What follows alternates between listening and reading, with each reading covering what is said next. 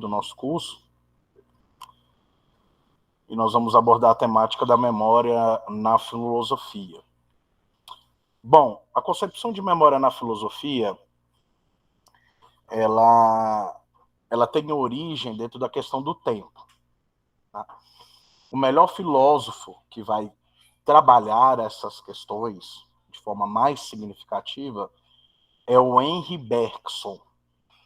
Ele é um filósofo da metade do século XIX, e ele vai ter a responsabilidade de reconstruir um conceito de memória que já havia sido plenamente dominado pela religião durante o período medieval. Então, essa concepção ela se constrói durante os períodos da história, né? Inclusive, a matéria-prima da história e do historiador é a memória. Inclusive, há um livro do Maurice Halbwachs chamado História e Memória. Então, o que seria a memória dentro das ciências humanas e, de forma mais específica, dentro da própria filosofia? Seria, então, as questões relativas sobre o tempo, ou seja, a mudança que nós estamos inerentes a ter durante as causas da vida pelo tempo. E as memórias que são construídas a partir destes tempos. Então, tanto a filosofia, quanto a história, quanto a sociologia, vão se preocupar com o estudo da memória. Será matéria-prima para essas ciências. Então, a memória nada mais é do que o curso da temporalidade. O curso do tempo e como que as coisas se desenvolvem a partir do tempo ou sobre o tempo. Então, a isso nós chamamos de memória. Então, nós temos aqui uma questão central. A nossa questão central aqui é sobre o que de fato seria a memória, ou tentaremos, então, definir o que é a memória. Enquanto que as ciências como a filosofia, a sociologia, a história, tentam responder esse enigma ou definir de forma específica o que seria a memória, a psicologia, por outro lado, ela tenta explicar o que seria a memória intra, né? Aquela que nos traz experiências empíricas de formas imediatas. Tá? Então, é uma concepção de estudo diferente do estudo da memória dentro do campo da filosofia. Tá? Então, a pergunta é: há diferença entre lembrar e imaginar? Há uma diferença? O que seria lembrar e o que seria imaginar? São coisas distintas ou são a mesma coisa? O que vocês acham? Qual é a diferença entre lembrar e imaginar? Alguém se habilita a explicar?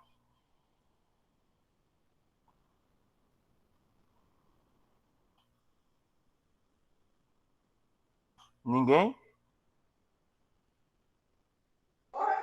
Lembrar seria de algo que aconteceu, imaginar seria algo que ainda que não aconteceu? Ou que pode acontecer, não sei. Quem mais? Esses dias eu li em algum lugar que a nossa lembrança estava atrelada à nossa emoção. Então a gente não lembrava as coisas como de fato ela ocorreu, mas que era algo focado em como foi a nossa emoção. Algo a ver com a emoção. Quem mais?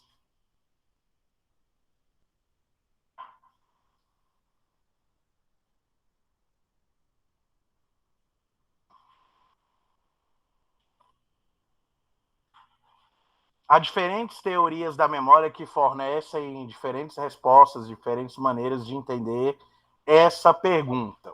Mas o que é importante destacar aqui é que uma coisa é você lembrar, outra coisa é você imaginar. Você só lembra daquilo que você já passou, daquela experiência que você já obteve no curso da vida. Você só pode imaginar aquilo que você ainda não passou. Então, a lembrança, ela é a memória. A imaginação, ela é a prospecção daquilo que você busca como ideal, como desejo, como diria Nietzsche, como vontade de potência. Então, são conceitos, são dois conceitos que são diferentes. A fronteira entre memória e imaginação como um problema. Então, alguns problemas filosóficos são técnicos e estão afastados das considerações típicas do senso comum. Então, olha só, os problemas filosóficos, como a questão da memória, eles não estão entrelaçados com o senso comum. Então, nós temos que entender isso a partir de uma filosofia mais refinada, mais técnica, mais científica, mais voltada para as questões racionais. Por exemplo, as pessoas em geral não costumam se importar com a questão sobre a natureza do conhecimento. O que é a natureza do conhecimento? Já abordamos isso aqui. Natureza do conhecimento é ontologia. Teoria do conhecimento é epistemologia. O problema da distinção entre lembrar e imaginar é diferente. A questão é viva, mesmo que quem nunca se interessou e nem se interessa por filosofia. Então, nesse sentido, quem se interessa como quem não se interessa acaba tendo que passar por esses questionamentos entre o que seria uma imaginação e entre o que seria uma memória. Essa é uma discussão desde da época da filosofia mais arcaica, desde dos períodos de Platão, de Aristóteles.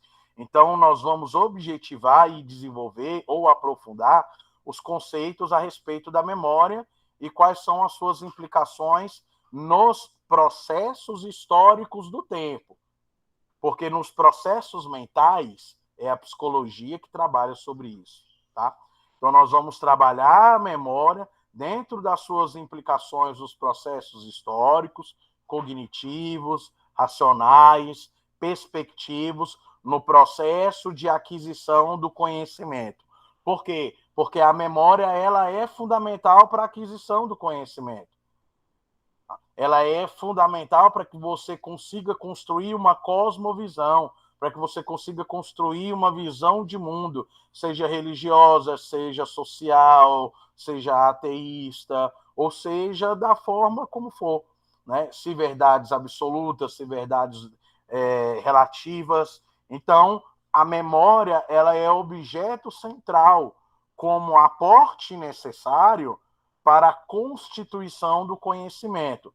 Então, os estudos destes processos, que são os processos de memórias mais básicos, que passaram por grandes transformações desde o final do século XIX, início do século XX, graças aos estudos científicos da filosofia, também muito se deve à filosofia nietzschiana, né, que quebra muito do paradigma religioso, do pensamento religioso que dominou muito o período medieval e parte do período moderno.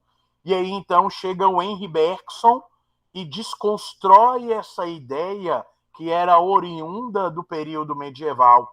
E aí ele diz o seguinte, olha, o que seria memória na visão do Henri Bergson? A memória é a experiência vivida no momento exato. Isso é memória, é aquilo que você vive no momento. Aquilo que você constitui, a visão que você constitui a partir daquele momento, serão os desdobramentos sobre a memória empírica que você tem daquele momento. Então, há uma frase de um grande historiador que ele diz o seguinte, os historiadores eles já se interessam pelo passado, mesmo quando este é presente. Tá? Então, os estudos filosóficos do século XIX, do período moderno, né, que é a cisão ali entre o período moderno da filosofia e o período contemporâneo da filosofia, vão ser fundamentais para que a gente entenda essa identificação correlata entre o que seria memória e o que seria uma simples imaginação, né? Que seria a inclusão de dados, de conhecimento científico, racional, empírico, indutivo, discursivo, de primeira pessoa ou de terceiras pessoas, que abrange novas perspectivas para a compreensão desses processos cognitivos que acontecem dentro desse espaço-tempo. Então, nós estamos falando do tempo, né? E entre eles, nós temos, então, a memória que é de suma importância. Então, por exemplo, já na época do período medieval, nós temos já Santo Agostinho dando as suas opiniões sobre o que seria memória, né? Ou sobre essa identificação de memória. Então, a importância da memória para o sujeito cognoscente, para o sujeito que pretende conhecer, que é reconhecida ao longo da história do pensamento geral. Então, por exemplo, para Santo Agostinho, ele chegava a igualar mente e memória. Ou seja, ele afirmava que todo funcionamento psicológico de memória ou histórico, né, ele estava vinculado ou dependia exclusivamente da memória. Ou seja, todo tipo de conhecimento que a mente planejava, problematizava, criava, era uma matéria essencial para a concepção de memória. Então, para Santo Agostinho, você só tem memória a partir do momento que você permite com que a sua mente trabalhe, problematize, conheça, se questione, né? Decida sobre conceitos, transforme esses conceitos, acredite e deixa de acreditar, não acreditava e passa a acreditar. Então, esses conceitos, eles acontecem para Santo Agostinho e toda a filosofia teológica do período medieval a partir da concepção da mente. E tudo que se constitui a partir disso seria o quê? Memória. Ok? Então, nesse sentido, nós temos essa diferença. Então, nós nos ocuparemos principalmente da memória episódica. O que é memória episódica? É aquela que acontece em um determinado episódio, em um determinado momento. Lembramos episodicamente quando temos uma experiência autonoética, com viagem no tempo subjetivo para o passado pessoal no mundo atual. Então, isso aqui seria memória. Então, nós estamos falando de tempo. Há uma frase célebre, né? Na verdade, é um jargão popular, que diz que o tempo é o senhor de todas as coisas. Outros dizem que o tempo cura todas as dores. Agora, a pergunta é, por que nós olhamos para o tempo e dizemos a ele, olha, você é o remédio para os meus problemas futuros? Por que nós olhamos para o tempo e dizemos isso? Qual é a necessidade do homem de olhar para o tempo, de olhar para as suas memórias e dizer, essa dor que eu passo nesse exato momento, com o tempo ela vai passar? Por quê? Qual é a necessidade do homem em relação a isso? Alguém quer falar? Chorão, o tempo é rei, exatamente. Exatamente. Vamos lá, eu quero ouvir vocês.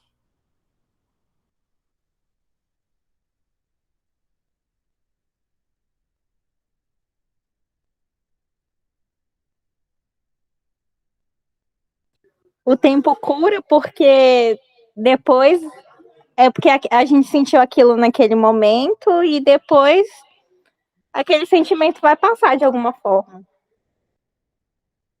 Quem mais?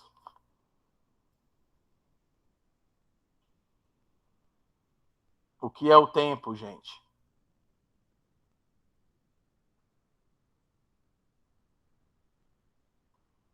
Nós temos aqui algumas teorias, claro que não vai dar para a gente trabalhar todas, né? Nós vamos trabalhar mais as teorias causais da memória. Depois, posteriormente, quem sabe a gente pode abarcar as teorias híbridas da memória e as teorias pós-causais. Alguém mais aí? Por que o tempo é rei? Por que o tempo é senhor de todas as coisas? Por que o tempo cura? Né? São sempre jargões que são muito utilizados em dados momentos da vida da gente. Né?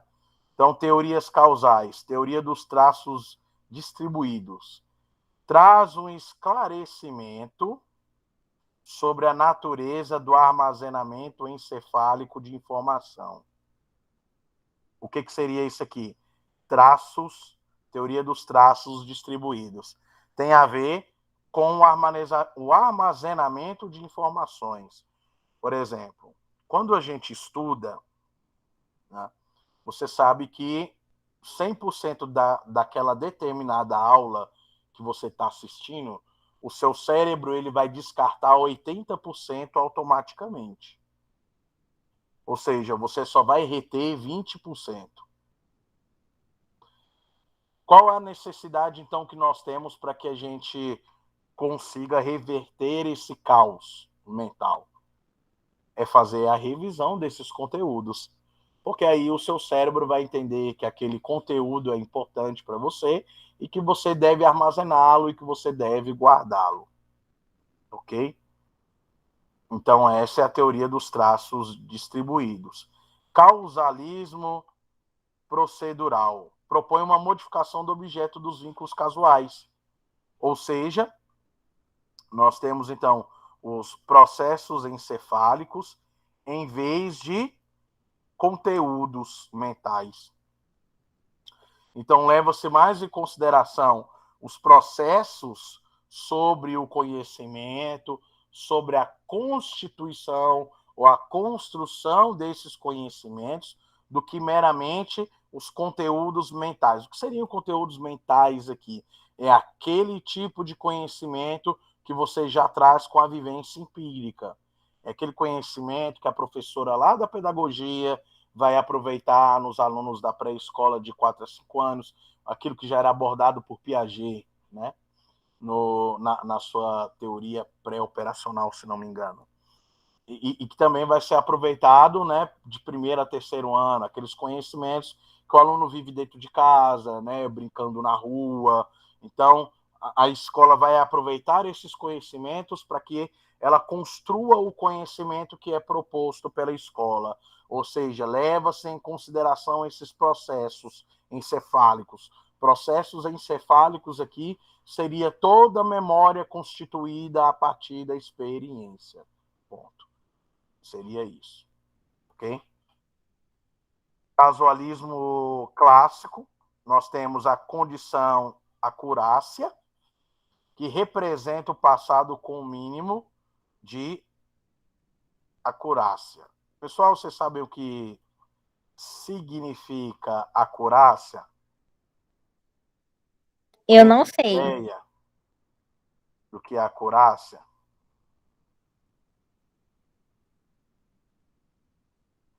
A acurácia é muito utilizada dentro das religiões orientais, né? Budismo, hinduísmo, islamismo, shintoísmo. Né? A acurácia é o conjunto de medições, meditações, precisão em um valor específico. Né? Então, seria mais ou menos ali as meditações guiadas, né? Dentro desse sentido mais psicológico, né? Ela vai ganhar outras conotações em outras áreas do conhecimento, como matemática e física, né? Mas dentro desse processo aqui seria isso, tá? Então, esse processo da condição da acurácia, ele está relacionado com as questões sobre meditações, né? E diga-se de passagem, está muito em moda, né? Está muito em moda essas religiões orientais nos países ocidentais. Então, condição de experiência passada, experienciou perceptualmente ou introspectivamente o passado em primeira mão. O que é isso aqui, gente? Isso aqui tem a ver com a teoria da paliginésia de Platão, tá? Com a teoria da reencarnação, ou seja, é aquela experiência ou aquele conhecimento que você tem de outras vidas, que vai ser chamado pela filosofia de filosofia indutiva, tá? Então, é aquele conhecimento que você já teve contato com ele em uma outra vida, né? Em uma outra oportunidade, ok? Que tudo para a filosofia é conhecimento. E se é conhecimento, não pode ser desperdiçado. Condição de casualidade. Há vínculo causal entre os conteúdos da experiência passada e a sua representação no presente. Ou seja, a condição de casualidade, ela é a relação entre o vínculo casual da experiência passada, aquilo que você experimentou há 2 anos atrás, aquela experiência que você teve há 2 anos atrás, e as reflexões que você irá utilizar para o presente, as lições que você irá utilizar para o presente. A isso nós chamamos de casualidade. Tá? Por isso que Santo Agostinho, quando fez essa distinção entre mente e memória, tem muito a ver com essa condição de casualidade, né? Porque você acaba utilizando a memória como ferramenta básica para a reflexão. Então, de certa forma, a formulação de Agostinho, ela chega, então, a prognosticar aquilo que nós poderíamos chamar de psicologia da memória, né? Ou os modelos contemporâneos que a ciência utiliza para fazer essas divisões sistemáticas, né? Então, esses processos da memória, né, os quais se encontram na mente, são distribuídas dentro de um processo, né, que é praticamente sistemalógico. E a sua mente, ela vai sistematizar esses processos, ela vai tentar organizar esses processos. Então, é natural com que você guarde as suas memórias dentro de uma linha cronológica, né? Esse é um embasamento que a mente utiliza para criar esses conceitos, né? Então, a memória, em momentos diferentes da história e da filosofia, mas intentará destacar e desenvolver, essencialmente, os polos de conhecimento da memória. Memória como hábito, por exemplo, memória como crença, né? Memória como moral, memória como ética, memória como costumes, memória como afetividade e sentimentos, memória a sentimentos, né? Então, nós vamos ter vários tipos de memórias que são constituídas dentro desses processos, tá? Então, é a partir disso que a gente consegue compreender melhor como que o conhecimento ele é processado por nós ao longo do tempo. Por isso que o trabalho do historiador, ou o trabalho também do filósofo, não é narrar a história do seu ponto de vista, a partir das suas pressuposições, mas é narrar a história a partir dos fatos que realmente aconteceram. O que o historiador faz é construir uma narrativa que fora desconstruída pelo tempo. Então, ele volta lá, ele examina as fontes, ele examina os documentos, ele analisa as narrativas, ele colhe os dados e ele cria, a partir daquelas memórias, uma narrativa histórica. Então, eu posso ter memórias materiais e memórias imateriais. O que seriam memórias materiais? Documentos antigos, certidões de óbito, de nascimento, cartas diplomáticas, acordos políticos, né? E o que seriam memórias imateriais? Tudo aquilo que não é documentado, mas foi transmitido de forma oral. dentro da tradição oral, tá? Isso é memória. A exemplo de quê, por exemplo? Né? Nós podemos citar o caso da Bíblia. Você tem a Bíblia, né, que foi escrita por mais de 40 autores que tiveram uma memória embutida, né? Dentro da concepção cristã, teológica cristã, eles foram inspirados por Deus para poderem escrever o texto sagrado. Então, a partir daquela memória que não era deles, mas era de Deus, eles então constroem uma narrativa bíblico-teológica a partir dos seus escritos. O que vai acontecer depois com a interpretação desses livros não é problema deles. Tá? O que vai se constituir a partir disso não é problema deles. Mas uma memória que não era deles, então nós temos aqui um caso atípico, né?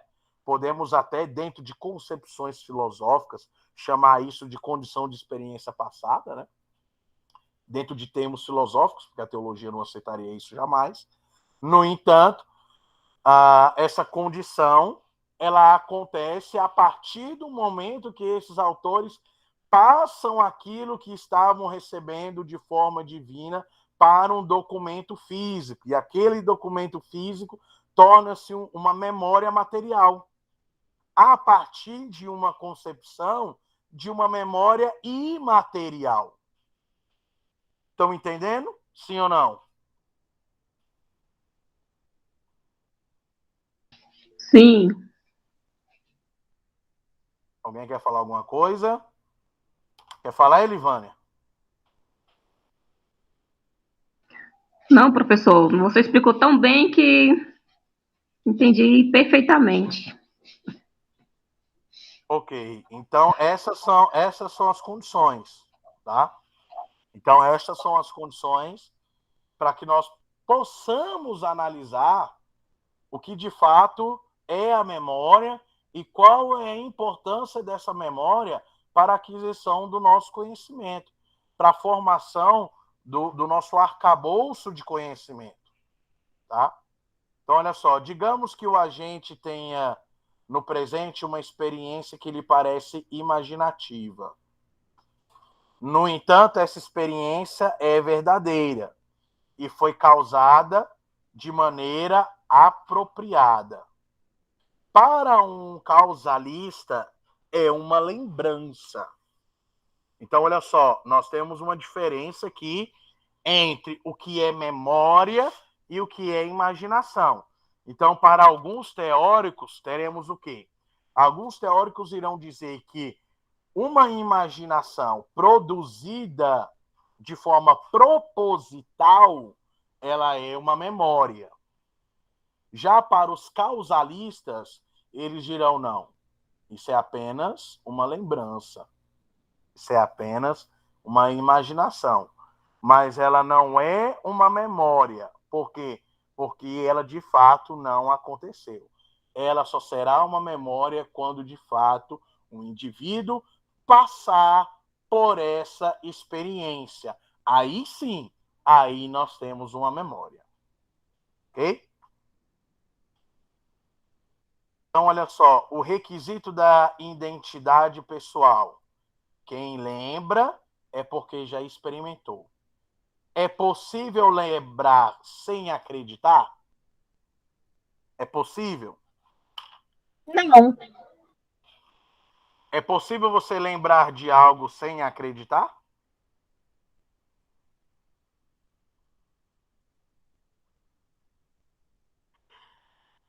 E aí?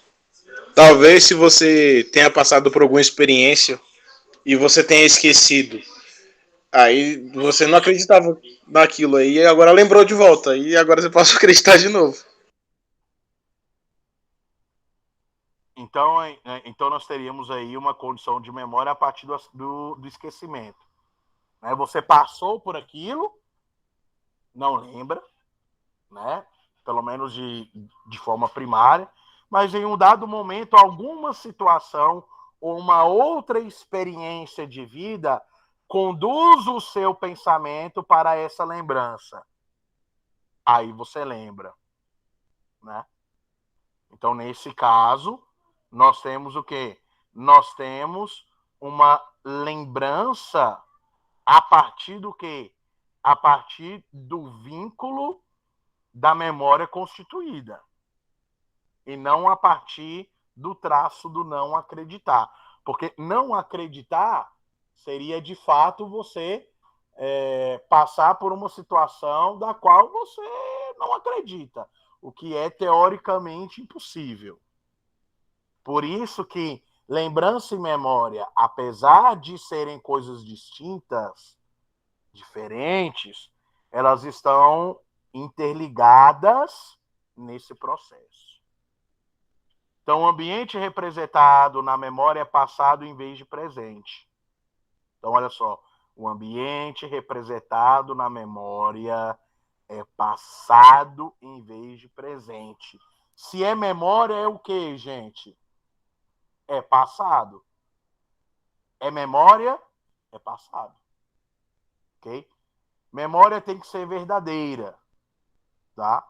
Ela precisa ser verdadeira para que ela se constitua como memória, para que ela se constitua como autêntica, podendo haver menos informações recordadas no presente do que se comparado às informações experimentadas no passado. Então, pode acontecer que você tenha experiências no presente em relação àquela memória que sejam menores do que as lembranças que você teria, de fato, das experiências do momento que você viveu aquela determinada situação.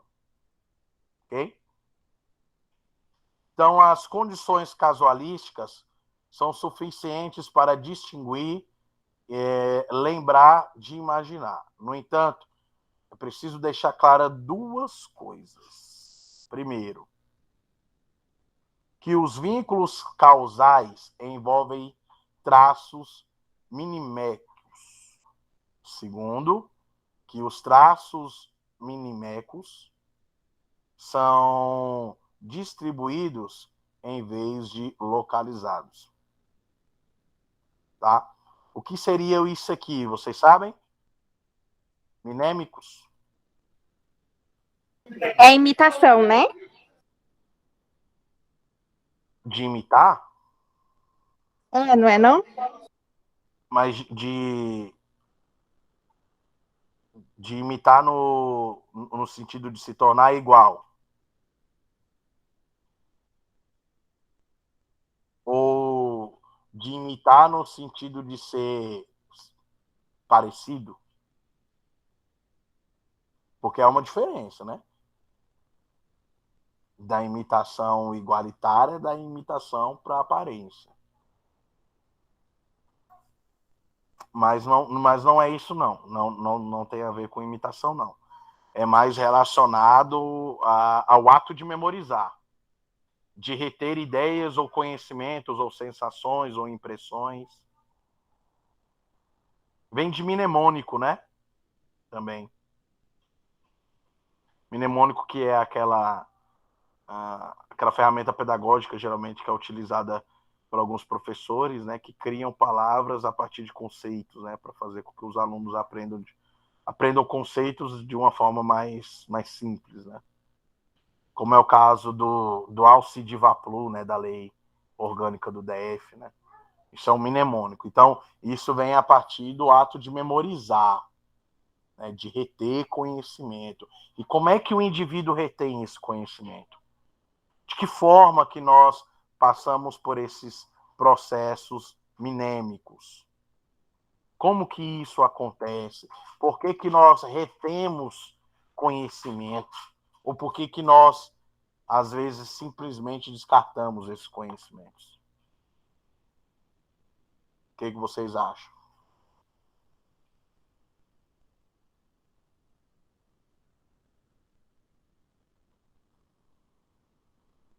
E aí?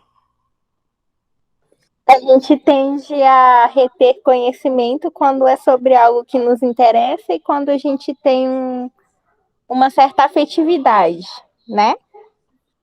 Ah. que mais?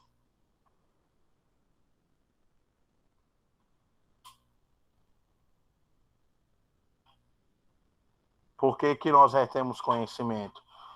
O que nos permite reter conhecimento?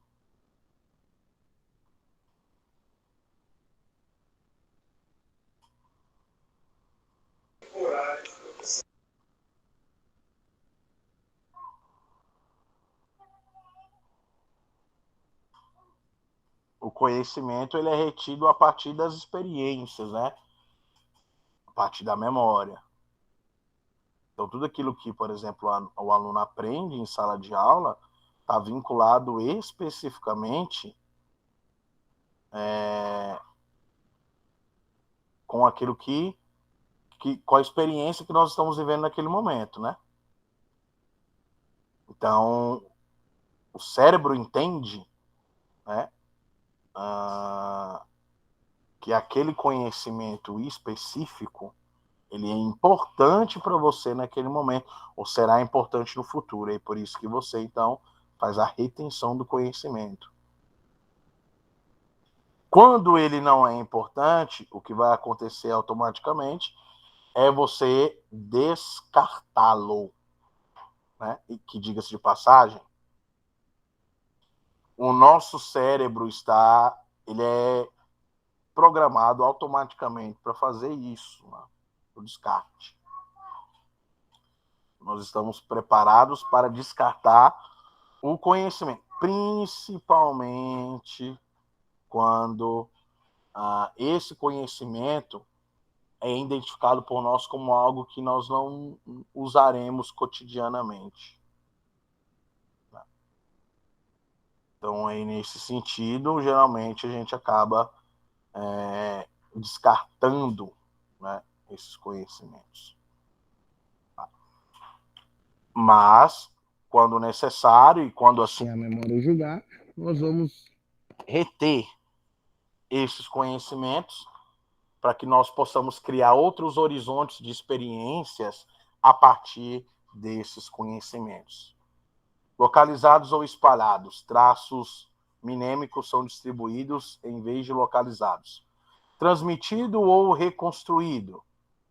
Na ocasião da evocação, o conteúdo codificado é reconstruído em vez de ser transmitido. Ou seja, lembrar não é reproduzir passivamente o que foi codificado. O que é ser codificado? É ser guardado e retido pela memória. Mesmo sendo o caso que aquilo que foi lembrado no presente foi causado por aquilo que foi experimentado no passado. Ok? E aí nós vamos ter alguns princípios, né, que são os princípios da seleção, da abstração, da interpretação, integração e da reconstrução. Tá? Mas é importante ressaltar que as questões sobre a memória, do ponto de vista da filosofia, ela faz com que as nossas análises sejam diferentes e elas podem ocorrer entre as mais diversas relações cognitivas. Então, por exemplo, quando a gente relaciona conhecimentos, quando você relaciona conhecimentos históricos com conhecimentos geográficos, conhecimentos linguísticos com conhecimentos matemáticos, né? Então, a isso nós damos o quê? A importância do conhecimento e da experiência dentro do ponto de vista do horizonte da memória. É a explicação dos dados cognitivos do conhecimento que você adquiriu dentro deste longo prazo. Tá? São as suas percepções de mundo. Então, quando Henri Bergson ele reconstrói essa narrativa sobre a memória, desconstruindo aquilo que fora construído como um grande edifício pela narrativa religiosa do período medieval, ele vai dizer o seguinte: memória ela não é absoluta, porque nenhuma experiência é absoluta ou acontece de forma igual. As experiências elas são relativas, então as memórias, os conhecimentos, eles também são relativos. E partindo dessa perspectiva, a verdade também seria relativa, como é relativa para a filosofia. Tá? Então, esses elementos tornam-se causa do conhecimento e explica como o conhecimento pode envolver a familiaridade com fatos lógicos, empíricos, científicos, onde você discute, vê a diferença, vê um ponto, vê um contraponto, cria uma tese, cria uma antítese, né? Sempre com essa dupla relação entre memória e imaginação, tendo em vista que são coisas diferentes, né, do ponto de vista conceitual, mas que dentro do estudo da memória da filosofia são coisas que estão alinhadas com o objeto da constituição do conhecimento, da crença, dos valores morais e éticos, né? Ou seja, da formação do sujeito, né?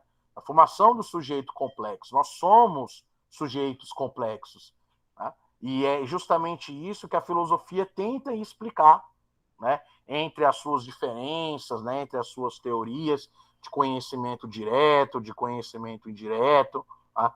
É o que a filosofia tenta explicar. E aí, finalmente, né? A filosofia, ela é o estudo da memória. Então, para os filósofos, a memória, imaginação, percepção, elas eram modalidades do conhecimento do mundo antigo. Era assim que Platão via, era assim que Aristóteles via. Então, você tem o conhecimento a partir da problematização de conceitos, né? E como que acontece isso? Aonde acontece essa problematização? É na memória do indivíduo, é a partir da experiência que ele tem, é a partir da visão de mundo que ele constrói, né? Então, a distinção entre essas capacidades, ela implica na relação entre a vivacidade, né, as vivacidades mimêmicas, né, e os sentidos de decorrência do tempo e espaço, do tempo, né? Como diria um grande amigo meu, né, professor da Universidade Federal de Goiás, professor Emanuel, doutor Emanuel, ele diz que a memória se constitui como metafísica do passado, né? Ou seja, é aquele elemento que está além da compreensão física e que está lá no passado. E que a partir do presente nós construímos pontes, caminhos, para que nós possamos chegar até aquele conhecimento no passado e utilizar ele no presente para que nós possamos problematizá-lo, né? Então, isso seria a memória no sentido filosófico, né?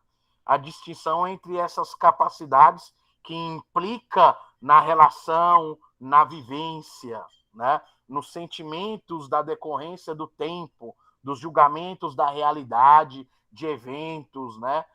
E de referências de fontes do passado, né? Então, isso é trabalhado pela filosofia. Isso foi trabalhado por Aristóteles, né? Aristóteles, que dentro das suas primeiras reflexões, né, ele busca, dentro do livro dele chamado Metafísica, ele busca fazer uma reflexão psicológica de forma sistematizada sobre a experiência, né? Ou seja, um tratado sobre a memória. Então, a filosofia trata a memória como essa recordação do passado. Aristóteles propõe uma distinção entre essas duas modalidades, assim como Santo Agostinho, tá? Assim como Tomás de Aquino. Ou seja, forma de trazer ideias e capacidade de raciocínio para que você torne aquele conhecimento racionável. Racionável. Ok? Então, esse é o conceito de constituição de memória dentro da filosofia. Dúvidas, perguntas, questionamentos, falas, esse é o momento. Não. Não também. Certeza, pessoal? Ficou claro? Ficou claro? Tranquilo, professor, ficou bem claro. Shirley, Emily, Marcos, Luane. Tranquilo, professor. Tranquilo também. Certo. Tranquilo. Então, ótimo, pessoal. Por hoje é só. Essa foi a nossa aulinha sobre memória na filosofia. Postei um material lá para vocês, tá? Lá na plataforma. Acredito que ainda hoje eu devo postar essa aula lá para o pessoal que não conseguiu acessar, não conseguiu assistir hoje. Mas eu postei um artigo muito interessante lá na plataforma, tá? O material já está postado lá. Depois vocês passem lá e dêem uma conferida, tá bom? Então, uma boa noite para vocês. Mais uma vez, obrigado. E até a próxima. Tchau, tchau. Boa noite, tchau.